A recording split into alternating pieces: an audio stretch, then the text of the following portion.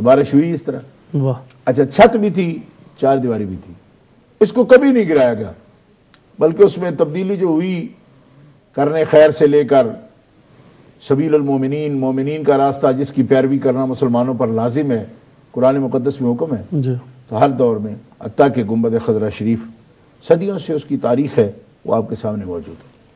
یہ سب باتیں اتنی تفصیل کے ساتھ اس لیے عرض کر رہا ہوں کہ پچھلے 150 سال، پونے 200 سال سے پہلے کبھی یہ مسلمانوں میں جو مسلمان پہلے گزر گئے ہیں جی. ان کا یہ متفقہ طریقہ تھا. سبحان اللہ. لیکن بعد میں کچھ نام نہاد مسلمان جو کلمہ گو تو ہیں ہی، کلمہ پڑھتے ہیں، لیکن آپ کو پتہ ہے کہ کلمہ پڑھنے کے بھی کئی معیار ہیں. وَمِنَ النَّاسِ مَن يَقُولُ آمَنَّا بِاللَّهِ وَبِالْيَوْمِ الْآخِرِ وَمَا هُم بِمُؤْمِنِينَ.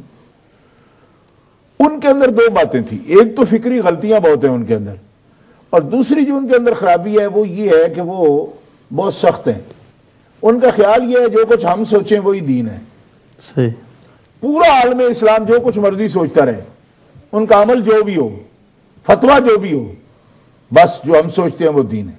لہذا انہوں نے کیا سوچا؟ انہوں نے یہ سوچا کہ نبی کریم علیہ السلام نے حضرت مولا علی شیر خدا کو فرمایا تھا قبریں برابر کر دو.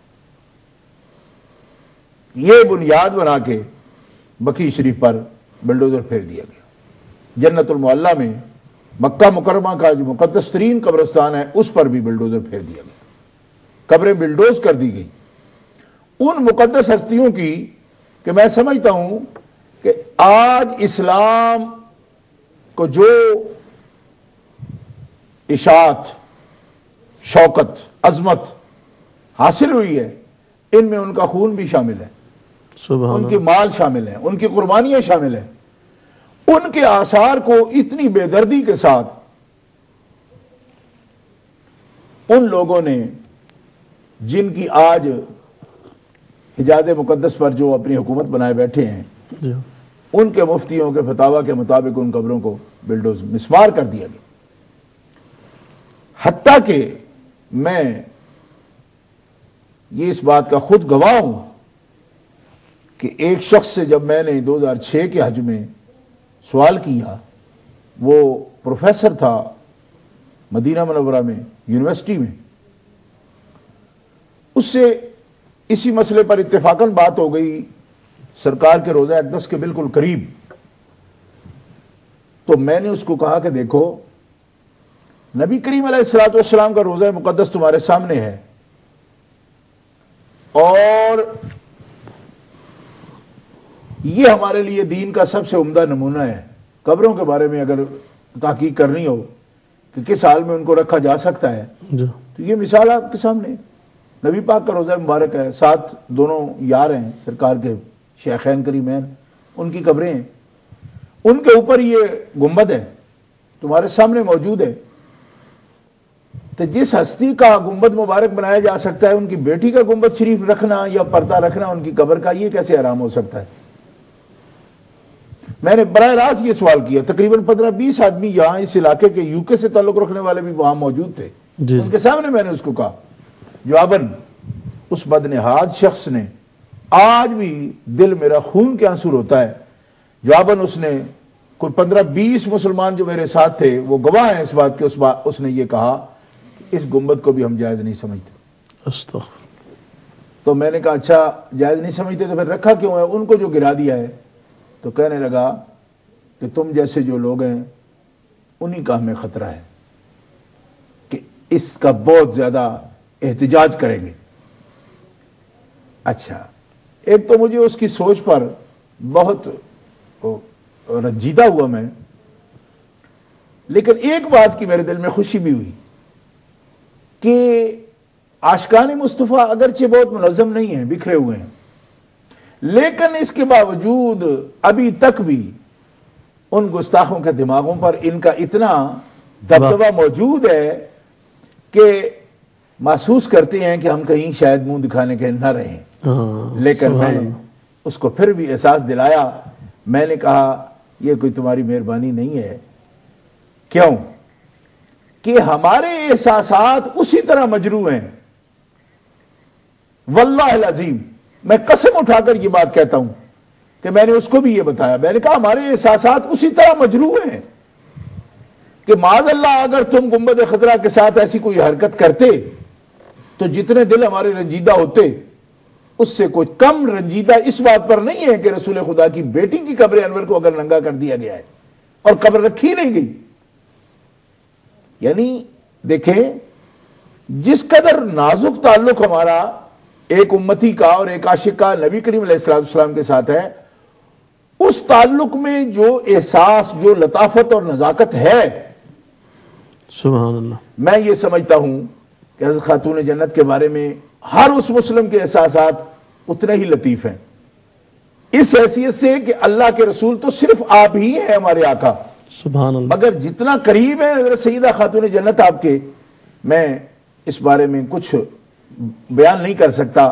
وہ نبیہ نہیں ہے، نہ اللہ تعالیٰ نے عورتوں کو نبی بنایا، مگر ہمارے آقا کے جگر کا ٹکڑا ہے وہ. سبحان اللہ، احادیث صحیحہ میں یہ موجود ہے. موجود ہے. تو جس شخص کو سرکار سے کچھ شرم آتی ہو کہ آپ کی ہم ایسی انسلٹ نہیں کر سکتے، آپ کے روزہ اطہر کی بھی، ایسے شخص کو ضرور حضرت سیدہ عائشہ صدیقہ طیبہ طاہرہ ام المومنین صدیقہ بنت صدیق، سبحان اللہ، ان کی قبر انور کو گراتے بھی شرم کرنی چاہیے تھی.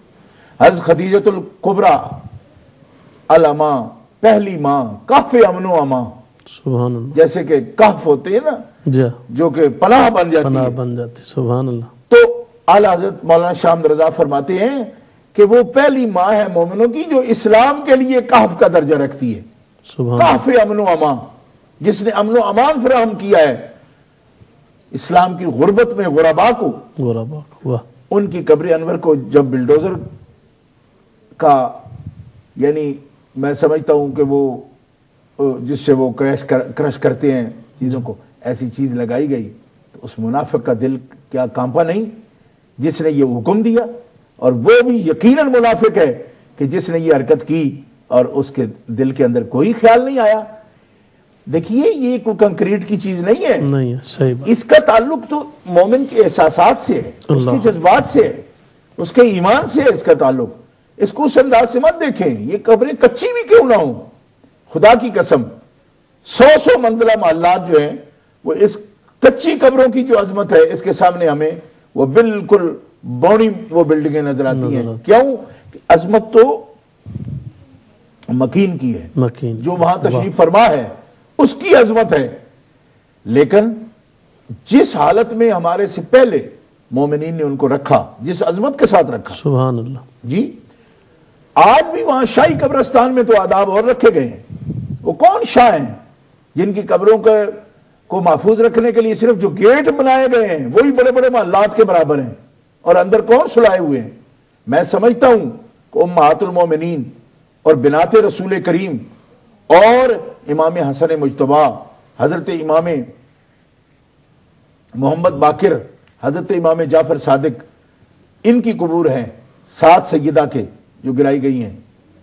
اور گرائی کیا گئی ہیں مولانا؟ ہم تو بارہا حاضری دے کر آئے ہیں بخدا کہ بالکل ٹوٹے دل کے ساتھ وہاں سے پھر واپسی ہوتی ہے، اور 6 ماہ تک سنبھلنے قابل نہیں رہتے کہ کیا کس انداز سے ہم دیکھتے ہیں اس جگہ کو. اس کے ساتھ ہمارے احساسات وابستہ ہیں. حضرت عثمان غنی رضی اللہ تعالیٰ عنہ ذوالنورین کی قبر، ساری زندگی جن کی اسلام اور مسلمانوں کے لیے پانی کا انتظام کرتے ہوئے، ان کے لیے مسجدوں کا انتظام کرتے، ان کے لیے سرائے ٹھہرنے کی جگہ کا انتظام کرتے گزر گئی، آج ان کی قبر مبارک کو اس طرح ننگا کر دیا گیا ہے. تو اس لیے یہ بڑی بدترین دہشت گردی ہے. لوگ تو زندوں کے ساتھ دہشت گردی کرتے ہیں، یہ تو قبر والوں کے ساتھ بھی دہشت گردی سے بات نہیں آئے، پھر بھی لوگ نہیں پہچانتے. تو ہم تو کیا وہ کہتے ہیں کہ ابلاغ کا تھا فرض تو ہم نے ادا کیا، ہماری صدا تو صدائے فقیر ہے. اب کوئی کان دھرے اس پر نہ دھرے، لیکن مومنوں کے جذبات سخت مجروح ہیں اور ہم اس پر بہت رنجیدہ ہیں، اور خدا کی قسم اس پر اپنے آقا کی بارگاہ میں بہت شرمندہ بھی ہے کہ جی رہے ہیں. اور میں کہتا ہوں اس بے غیرتی کے ساتھ جی رہے ہیں کہ شاید ہمارے مکانات کو گرائے تو ہم جلدی اس کا بدلہ لے لیتے.